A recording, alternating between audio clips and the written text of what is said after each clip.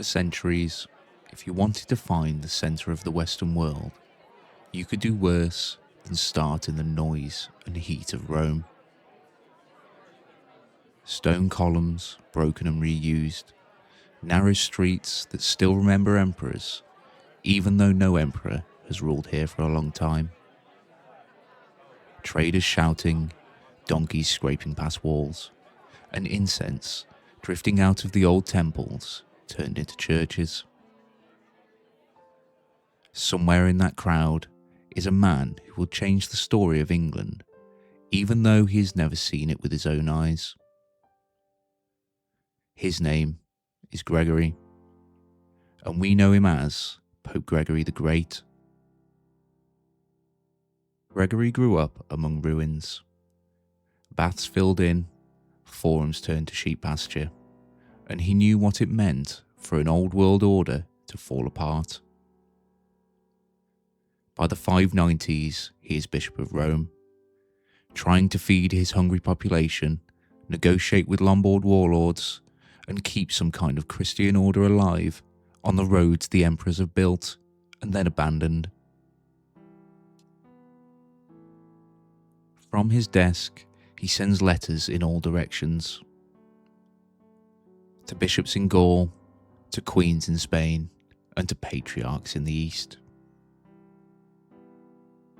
He sends out small bands of missionaries to places where Roman governments have gone, but the Roman roads and memories remain.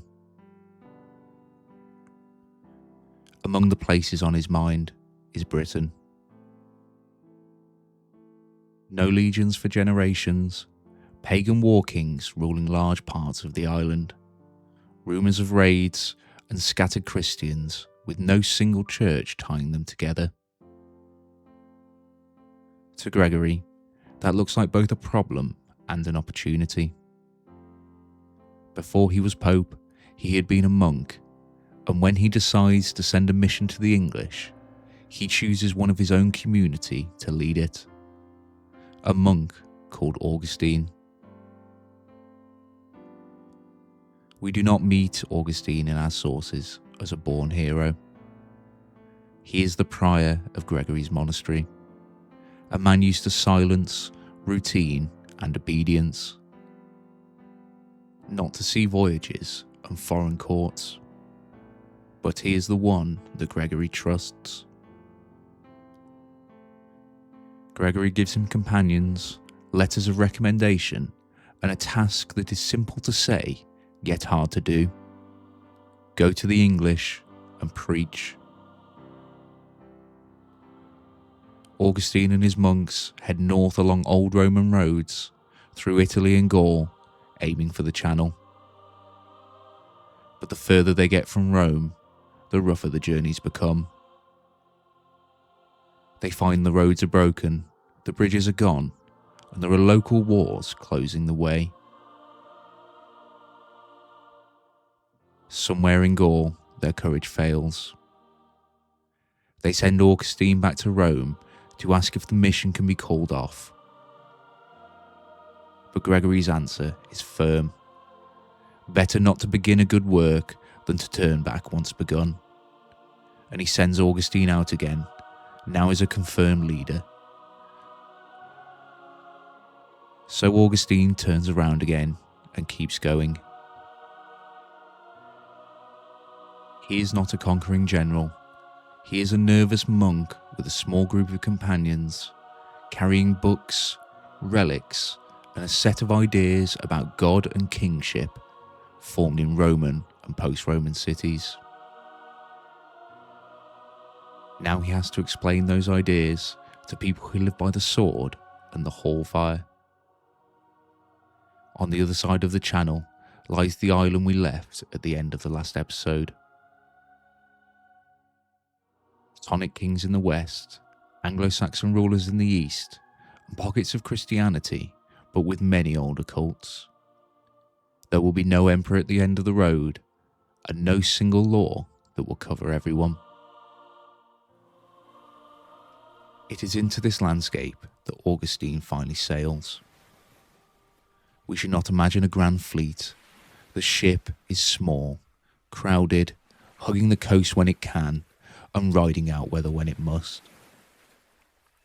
On board, a handful of men, the text they can carry, and the hope that a king over the water will listen. They will come ashore on the Isle of Thanet, just off the coast of Kent. And on the far bank stands one of the most important men in southern Britain, Æthelberht, King of Kent. He is later remembered as a ruler whose influence ran all the way to the Humber, a Bretwalder among the Anglo Saxon kings, controlling the key routes between Britain and the Frankish kingdoms across the Channel. Years earlier, he had married Bertha, a Christian Frankish princess, and allowed her to keep her faith, bring her chaplain Bishop Leadhard, and worship at the old Roman church of St. Martin, just outside Canterbury. The king is still pagan, keeping the old gods and rites, but his queen hears mass in a stone church that has stood since the Roman times, and Latin prayers already sound on the edge of his capital town. When Augustine reaches Thanet, they send a message explaining who they are and what they want. Not tribute or land, but permission to preach. Æthelberht agrees to meet them, but cautiously. He insists that the first meeting is in open air, just in case they use their dangerous magic under the roof. So we can imagine this scene. Augustine and his monks approach in a procession, carrying a silver cross and an image of Christ, chanting litanies in a language most of the onlookers can't understand. Æthelberht sits with his retinue around him, armed companions, counsellors, and Bertha by his side, watching these southerners in their foreign clothes and wondering what exactly they are bringing into his kingdom. After hearing Augustine out, Æthelberht replies that the promises of this new teaching sound fair but strange to him. He cannot change his own worship at once, but he adds that he will not harm them, he will receive them hospitably, he will supply them with what they need, and he does not forbid them to preach. This is the answer that Augustine needs. He and his companions are allowed to cross from Thanet into Kent, to settle in Canterbury, and to begin their work under royal protection rather than royal hostility. If Æthelberht had said no, the rest of this story may never have happened. Welcome to the Story of England, where we're telling the full story of England, from the first shadowy arrival in these lands, through the rise of kings and kingdoms, all the way to the moment England stops just looking inward and starts turning its gaze to the seas. In this series, we're not just looking at dates and names. We're following real people, making dangerous choices in a violent, changing world. In today's episode, we're in a struggling, fragile world, watching a handful of monks and a few key rulers begin the slow, uneven conversion of the southern English kingdoms. So, we join Augustine and his companions as they cross from Thanet. After their first meeting, Æthelberht allows Augustine and his companions to base themselves in Canterbury, and to use St. Martin's as their first church. There on the east side of town, the missionaries begin to meet, to sing, to pray, to preach, and to baptize, using a building that has already seen Roman Christianity come and go once before. To begin with, the converts were a trickle rather than a flood. People drawn to the simplicity of monks' lives and the strange sweetness of their teaching. For ordinary Kentish folk, this change comes piecemeal. rumours about foreign holy men, processions moving through the streets, the offer of washing in water with new words spoken over it, and the promising of forgiveness with a different kind of allegiance. Augustine is learning to speak in this world of feuds, oaths, and warrior honour, using stories about a crucified God and a kingdom not of this world. At some point in the next few years, Æthelberht himself converts. By 601, Gregory is writing to him as our most glorious son, King Æthelberht, praising him for having received the Christian faith and urging him to strengthen it among his people. Later tradition brings the king's baptism very close to Augustine's arrival, but the important thing is the shape of the decision. People remembered a ruler who watched these holy men carefully, saw how they lived, weighed their promises, and in the end chose to be baptized. This decision is a real turning point. In an early medieval kingdom, mass conversion on any scale almost always follows the king. Once Æthelberht accepts baptism, Augustine can preach more openly. Churches can be founded or repaired, and we hear stories of thousands of the king's subjects being baptized in one great ceremony at Christmas.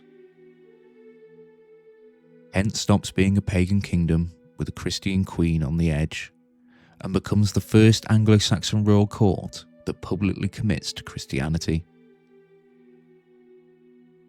From Canterbury, Augustine and his circle start building a physical base. Old Roman churches are repaired, a new cathedral is marked out in the city, and outside the walls they begin to build the monastery that will later bear Augustine's name. This is a permanent home for the mission that ties it to Kentish royal power and to Kentish soil. It is no longer a band of strangers camping on a sandspit. It is a presence woven into the daily life of the capital. Some of that change is theological, but some of it is intensely practical. Under Æthelberht, we get to see the first written law code in any Germanic language. Set down in the days of Augustine and later copied into a church manuscript. On the surface, it just looks like Kentish tradition, a long list of compensation payments for injuries and insults.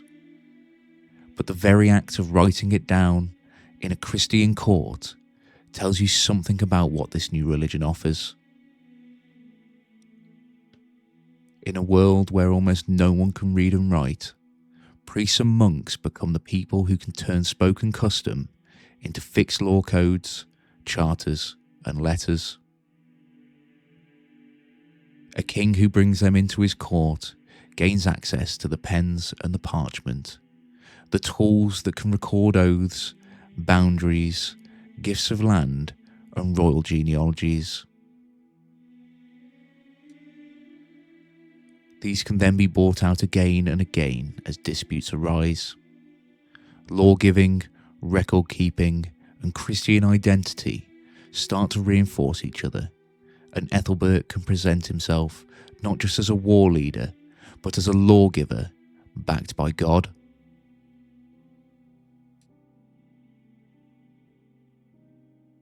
Back in Rome, Gregory is thinking practically too. In one of his most famous letters to the mission, he advises that pagan temples in England should not be simply destroyed, but sprinkled with holy water and turned into churches.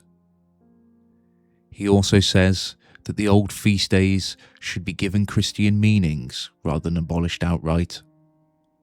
The idea is to remove error from people's hearts while keeping familiar places and rhythms.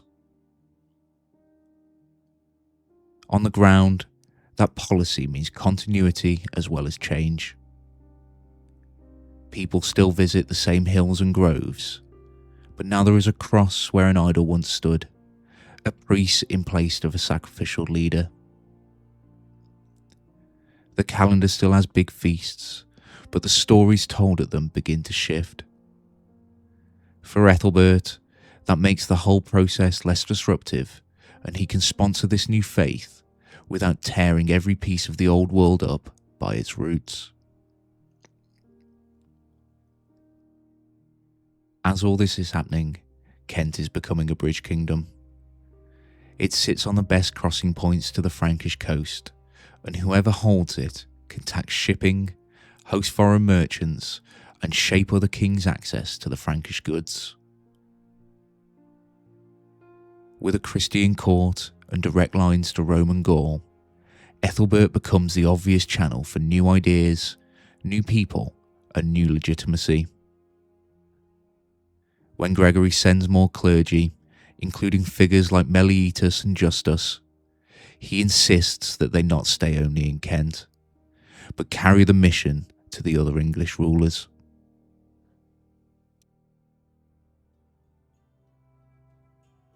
I want to zoom out from Kent for a moment, because one big question hangs over all of this.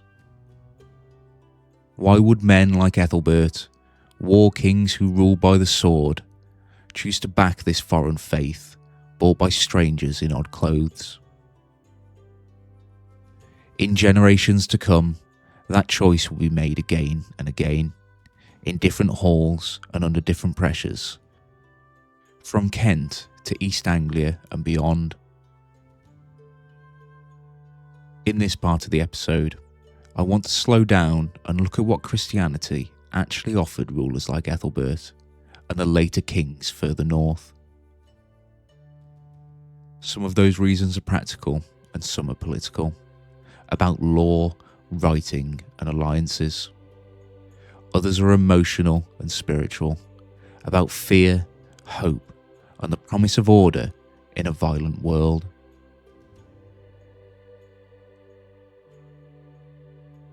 For an early medieval king, the most precious asset is not just land or treasure. It is a story that says you are meant to rule. Pagan rulers could claim descent from gods or from legendary ancestors. But Christianity offered something different. The anointing with holy oil, prayers said over you by clergy, and the idea that your rule sits inside of God's plan and is not just some lucky end to a run of battles. In later conversion stories, this change comes through again and again. When kings accept Christianity, they are not only choosing a new God, they are stepping into a world where victory, law-giving, and even defeat can read as signs of divine favour or judgment.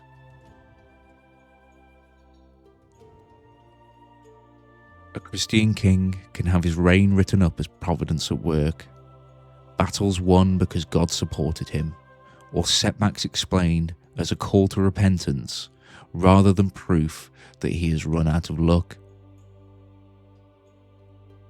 This matters when your authority is always at risk. If your position depends only on success in war, then a bad season, a lost battle, or a run of bad omens can make people wonder if they should switch loyalty. If, however, you can present yourself as the man that God has placed over this people, with bishops and monks backing that claim, rebellion can be cast not just as treason, but a kind of sacrilege. The second big attraction is much more down to earth: writing. In a world where almost no one can read and write, priests are the only people who can turn spoken word into written law, charters, and letters that last for longer than a single generation. We have already seen the beginnings of this under Æthelberht, with his law code preserved in a church book. His laws are still full of Kentish traditional ideas, weregelds and fines for broken bones and insults at court. But fixing them in writing, with clerics doing the drafting and copying, lets him stand as a king whose judgments rest on something more solid than memory and muscle.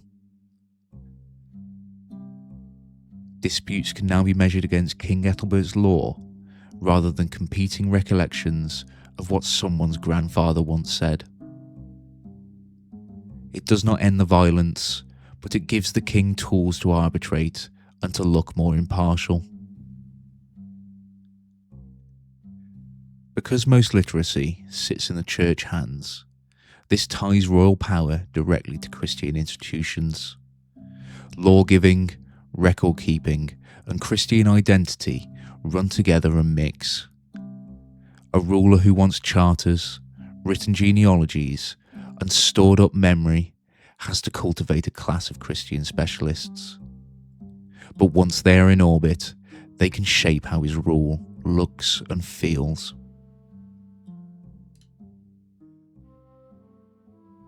Third, Christianity comes with a ready-made international network. By accepting baptism, an Anglo Saxon king can suddenly deal on more equal terms with Frankish rulers, bishops in Gaul, and at least in theory, the Pope in Rome. Marriages like Æthelberht's to Bertha, and later alliances between English and Frankish courts, are easier when both sides share a faith, a calendar of feasts, and a common diplomatic language of Latin. Clergy travelling between these courts can carry more than prayers. Along the same routes as relics and letters, they bring artistic styles, books, legal models, and technical skills. For a ruler in a small competitive island, being part of that wider Christian club is a way to look less provincial and to present himself at home as the king who is properly connected to the way the wider world now works.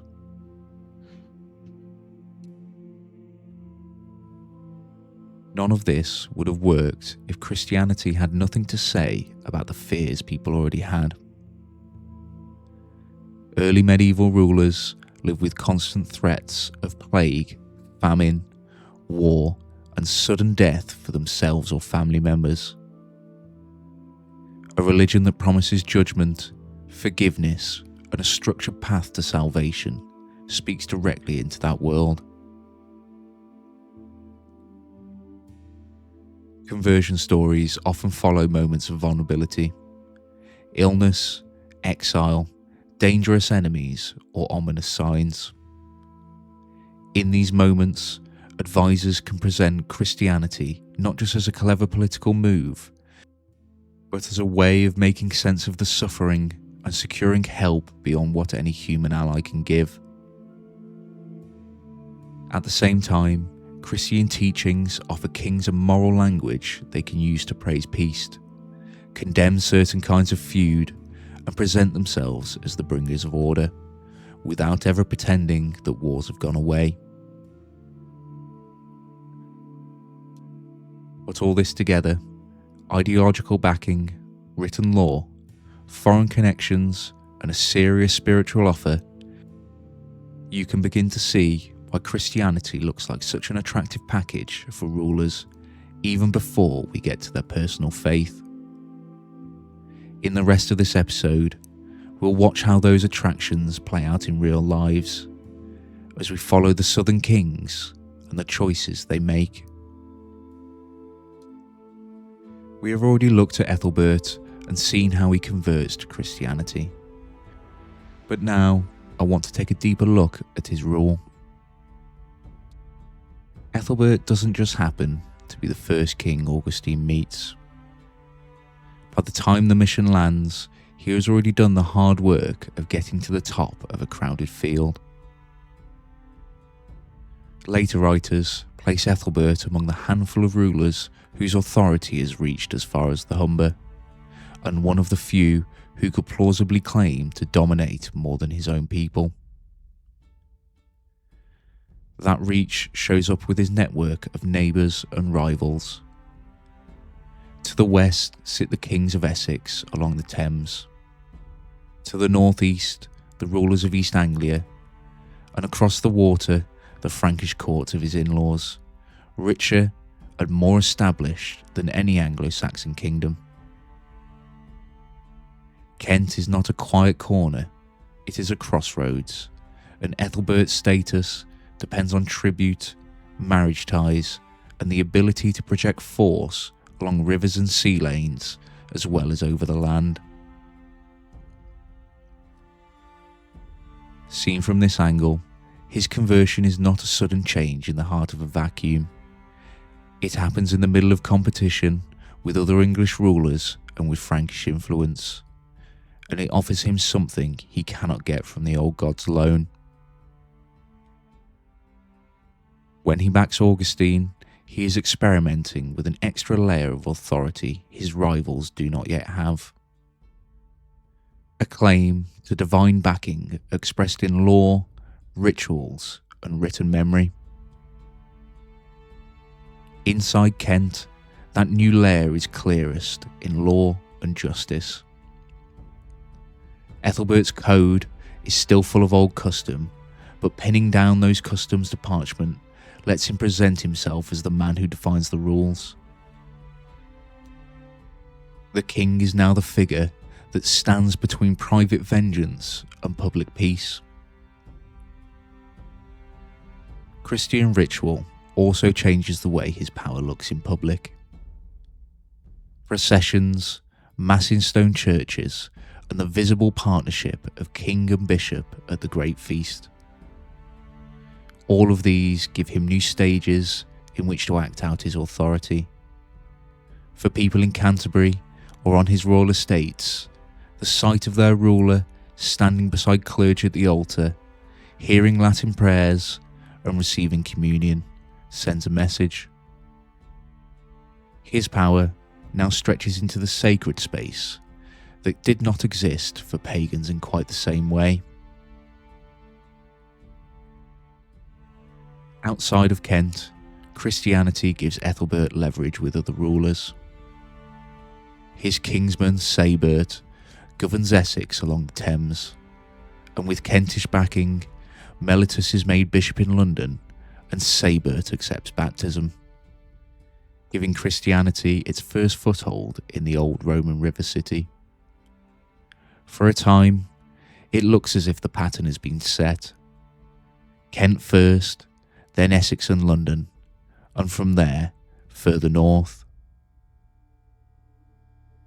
But in these early years, you can see how fragile royal conversion can be. When Æthelberht dies, his sons refuse communion and drive Mellitus out. The Christian foothold in Essex collapses, and the mission has to regroup back in Kent. The map at the end of this first phase is mixed. Kent with a Christian king, a cathedral rising in Canterbury, and a written law code. London having briefly tasted a bishop and then spat him out. Augustine's circle is slowly learning that winning a king is only just the beginning. Kent's influence runs east as well as west. East Anglian leaders watch Æthelberht's court closely. One of them, a king called Redwald, spends time there and is at least partially converted before returning home to juggle his own power base. The very fact that he experiments with this new faith at all shows us how strong the pressure is from Kent. So, by the time Augustine and Æthelberht are both gone, Kent stands as a bridge kingdom in more than one sense. Geographically, it connects England to the continent, and politically, it connects older Germanic customs to a new written Christian order. Through marriage, patronage, and the quiet flow of missionaries, it connects the first Christian court in the south to other halls that are beginning to wonder whether they too should step into this new story. Kent will not stay an isolated experiment for long. Men like Mellitus and Justus have orders not just to support Æthelberht, but to carry the mission further afield. The obvious next targets are the kingdoms closest at hand, where Kentish influence already runs through trade and kinship. As we have already seen, in Essex, Æthelberht's relative Sæbert rules along the Thames. With Kentish sponsorship, Mellitus becomes bishop in London, the old Roman city on the river, and Sæbert accepts baptism. For a while, it looks as if London is going to become a permanent Christian centre under Kentish protection, a second strong point to match Canterbury. But Sæbert's sons have other ideas. When he dies, they refuse to accept the discipline that comes with Christian ritual. One famous story has them demanding the white bread of the Eucharist without wanting to be baptised or to follow the teaching behind it. When Mellitus refuses, they drive him out, and with that, the Christian foothold in Essex collapses. The bishop flees back to Kent, and London slides back out of the church's hands. This episode is a neat reminder of how much hinges on individual rulers. Christianity at this stage is still largely a top-down phenomenon. Remove one king, and a fragile new structure can come crashing down. At the same time, the very attempt to put a bishop in London underlines Kent's role as a bridge. It was Æthelberht's backing that made this experiment possible at all. Further round the coast, East Anglia is watching. Its rulers control rich lands trading along routes to the North Sea, but they operate in the shadow of Kent and later the rising Midland powers. One of them, Raedwald, is a particularly revealing figure in this early phase. Raedwald comes to power at the end of the 6th century, and for a while he lives under Æthelberht's shadow. An important king in his own right, but with Kent as the senior partner. At some point early in his reign, he will visit Æthelberht's court in Kent and will be converted to Christianity there, almost certainly through the same mix of personal persuasion and political pressure that worked on Sæbert. When Raedwald returns home, however, the trouble starts. Not from his enemies, but from within his own hall. His queen and councillors, still deeply attached to the old gods, see abandoning the traditional rites as a betrayal of their people and their ancestral patrons. Raedwald finds himself caught between the prestige of a new faith and the expectations of his own warband and household. His solution is famous. Instead of choosing one side or another, he sets up a temple with 2 altars, one for Christ and one for the older gods. For latent Christian writers like Bede, this looks worse than straight paganism. A divided loyalty between creator and creatures, but from Raedwald's point of view, it may have felt like a shrewd balance. Honour the new powerful god without angering Woden and the older powers that underpin his dynasty. Archaeology adds weight to this picture of compromise. The great ship burial at Sutton Hoo, with its warriors' helmets, weapons and imported treasure, has long been seen as a likely candidate for Raedwald's grave. A pagan-style raw burial for a man who has at least tasted Christianity. Recent work near the East Anglian Royal Centre at Rendlesham has even uncovered a building some archaeologists think could fit the sort of mixed cult site our stories describe. A structure where Christian and pagan rites might have once stood side by side. For the purposes of this episode, we leave Raedwald there, a powerful southern king who has heard the Christian message in Kent, tried to graft it into his own existing religious world, and ended up with 2 altars instead of one. His political story will carry us north in the next episode, but for now, he stands as the symbol of how messy conversion can be on the ground. A little later, another East Anglian king takes a very different path. Æthelberht spends time in exile among the Franks and is baptised there. In a world where Christian kingship is already old, when he returns to take the throne, he deliberately imports that experience. He invites Felix of Burgundy to be his bishop and gives him land at Dunwich. And together they set up what sources will call a school where boys are taught to read. One of the first glimpses we get of organised Christian education in the English East. Æthelberht will eventually lay down his kingship and retire to a monastery. And when his nobles later drag him out to face a Mercian army, he will refuse to carry a weapon and will die holding only a staff, more like a monk than a warlord. His reign is short and ends badly, but it shows us another way Christianity can work on a king. Not just as a badge of power, but as a route towards learning and a stricter, almost self-denying sense of holiness. Further south and west, in Wessex, conversion arrives bundled up with alliance. King Caningus is fighting his own war against Brittonic neighbours when the missionary Birinus arrives. Birinus begins preaching at Dorchester-on-Thames, a strategic crossing point, and when he does, Caningus listens. Around the mid-630s, he accepts baptism at Dorchester.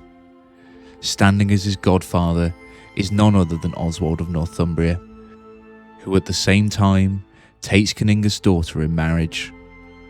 This is a neatly layered arrangement where a southern king gains a powerful ally and a place in the Christian network, while a northern king tightens his grip on politics in the south, and missionaries gain royal backing for a new church in Wessex. For Wessex, this is the start of a slow, uneven process of Christianisation. But notice what it tells us about the pattern we have been tracing from Kent.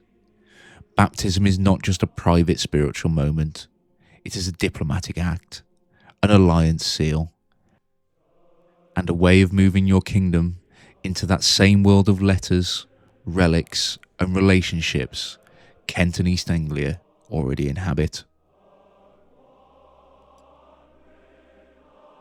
By the time we pause our story here, the political map of southern England still shows many kingdoms, but the religious colour wash looks very different from Augustine's day. Kent stands out as firmly Christian, a new cathedral at Canterbury and a written law code that ties royal authority to church scribes. Essex has flickered in and out of that faith, an early mission to London flaring up under Æthelberht and then collapsing under his sons. East Anglia has experimented in different directions, from Redwold's two altars to Æthelberht's school and monastery. Wessex is beginning to engage seriously through Caningus and Birinus, with baptism doubled as alliance. Everywhere we look, we can see new kings using Christianity. They lean on it for law, for writing, and to fix custom in ink. They use it to burnish their prestige, to gain foreign alliances, and to present themselves as a king chosen by God. Soon they will begin to turn to it for the spiritual answers, in a world where plague, crop failure, and sudden death are never far away. For some like Æthelberht, it becomes a framework for ruling. For others like Redwold, it becomes a problem to be managed alongside the old gods that refuse to vanish. We end this episode with the south only partly Christianised. Kent is a bridge kingdom between Rome and the Anglo Saxon world. Essex has shown how things quickly can fall apart, and East Anglia is balanced between a king with two altars and another who wants schools. Wessex is starting to step into the Christian age, and on the horizon, beyond all of them, a different set of rulers are watching. Northern kings whose choices will decide whether this new faith really takes root across the whole land. Next time, we will follow those northern rulers, the exiled princes, the warrior saints, and the careful counsellors, as they decide whether to trust this new god, and what happens to a pagan king called Penda who refuses to fall in line. Thank you for listening to The Story of England. If you've enjoyed this episode and would like to hear the rest of this journey, from the first southern conversions to the dramas of the northern kings and beyond, please follow or subscribe to the show and consider leaving a comment or review wherever you watch your podcasts. It really helps other listeners find the series. Thank you once again. I've been Joe Evans, and this has been The Story of England.